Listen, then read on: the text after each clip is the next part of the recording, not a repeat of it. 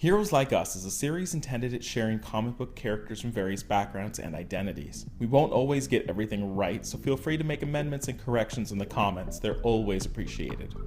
What's not appreciated, however, is any form of hate speech or intolerance, so comments of that nature will be immediately deleted and those users blocked from this channel.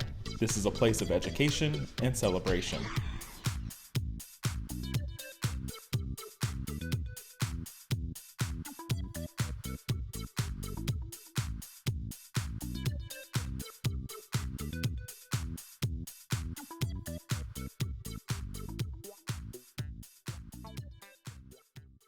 Welcome to I'm Your Target Demographic, and welcome to Heroes Like Us, our series where we look at a certain identity and then we talk about characters that have that identity. Now, a while back, I did a video on Chinese comic book characters, and it's actually a bit of a struggle to find significant Chinese characters. But it's been a while, and I've been able to find another handful of characters that we can talk about today. So we're going to cover a handful of them. We're going to go into some very superficial looks at who they are, so that if you're interested, you can go out and do more research, buy those books, find out more about them. This is just a tasting so that you see what's out there. So let's dive into our first character today. We begin with Shang-Chi from Marvel Comics.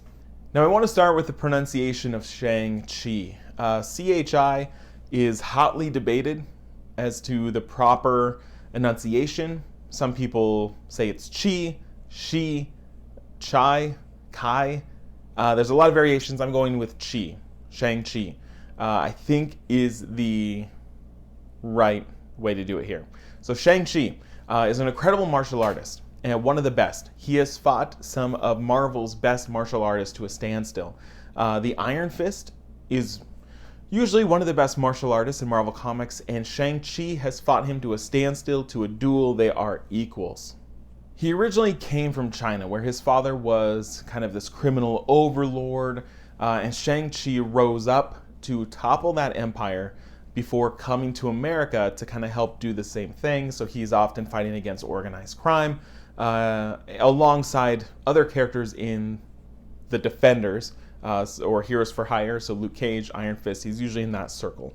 He even trained Spider-Man how to fight. So there was a time when Spider-Man lost his spider sense, and so Shang-Chi came in to teach him how to fight in ways that would supplement his spider abilities that he had. Now, comic books can be a bit weird, and so recently Shang-Chi acquired another ability through a very convoluted storyline where he can now replicate himself. It's unsure how often he can do this. They really haven't tested the limits of what he can do, but he can basically clone himself in battle, which is cool, but I have a feeling like it won't last long. It's kind of a weird ability. Someone will probably roll it back.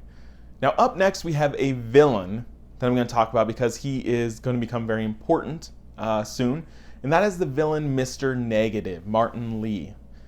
Now, Martin Li isn't really his name, but we don't really know his real name. So this character in China was part of this criminal underground. He was kind of doing human trafficking. He was bringing people to the United States. The ship crashed, and in an effort to not be caught, he took on the identity of Martin Li, who is one of the people that they were trafficking. So Martin Li is an alias. Now, through comic book events, he is experimented on in the same way that the characters Cloak and Dagger are experimented on. If you're not familiar with them, basically one is given the power of like light energy and one is given the power of dark energy. So Mr. Negative gets this ability to kind of become a negative of himself, which some parts when he's humane, he can heal people with this light energy, but then he can also corrupt people with this dark energy. And it's almost like this dual identity, that when he becomes negative, he is this villain. He's traditionally a Spider-Man villain, and he will be featured prominently in the upcoming Spider-Man game for PS4, so that's what I mean, that people are going to be talking about Mr. Negative soon, and that's where you're going to see him show up. Up next from DC Comics, we've got The Atom, Ryan Choi. Now, The Atom is a title that a lot of characters have had so it's a legacy title. And so Ryan Choi is the teaching assistant, basically the replacement for Ray Palmer, who's kind of the original Atom. And Ryan Choi uses the suit to become miniaturized and fights all sort of weird battles and wars with micro enemies. So that's kind of what he does. He's been rebooted a little bit in newer continuity. So before he kind of replaced Ray Palmer, and now he really is kind of Ray Palmer's assistant slash graduate student and doing research. And so they kind of work together, but Ryan does often wear the suit and go on missions as the Atom. Up next from DC Comics, we've got the character Lady Shiva, Sandra Wooson. Now, Lady Shiva is one of the most dangerous martial artists in the DC universe. She's often a assassin. She is often a killer. She's kind of this anti-hero. We know what serves her needs. She is tied to the League of Assassins, and so she's brought in to train, their soon-to-be assassins. She is also the mother of Cassandra Cain, the Batgirl, for a while. Cassandra Cain is incredibly talented and gifted, and Sandra is her mother. There are some interesting storylines where they intersect, and Lady Shiva wants to die and tries to basically get her daughter to kill her. She doesn't, but Sandra kind of has this death wish for a significant chunk of time, where she kind of is so impulsive and just fighting that she wants to die. It's tragic. Eventually she did fight Cassandra Cain, and Cassandra won, but she would not kill her, and left her by a Lazarus pit with the League of Assassins to resurrect her or heal her, but she would not kill her. Up next from Marvel Comics, we've got the character known as Iso, whose real name is Zhaoyi Chen. Iso is an Inhuman who, when this Terra Genesis bomb goes off and it makes a lot of Inhumans on Earth, she gains the ability to control pressure. So this could be like the pressure of one's body. So blood pressure, she could hurt people that way. It could be like seismic activity, like pressure in the air. It could be all sorts of variations of pressure.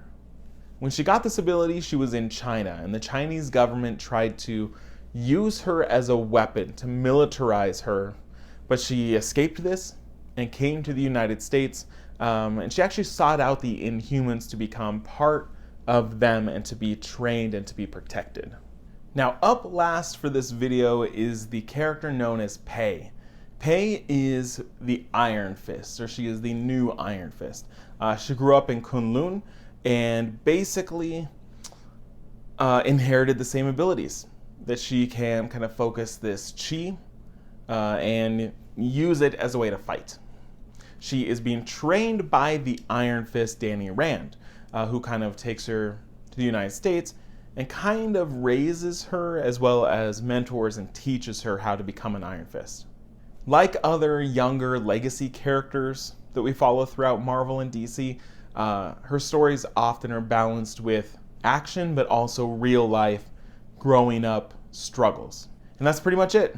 If you can think of other Chinese comic book characters that we didn't talk about, make sure you let me know in the comments, but make sure they're also not part of part 1. So go back and watch that if you haven't already. Thanks for watching Heroes Like Us, and we'll see you next time.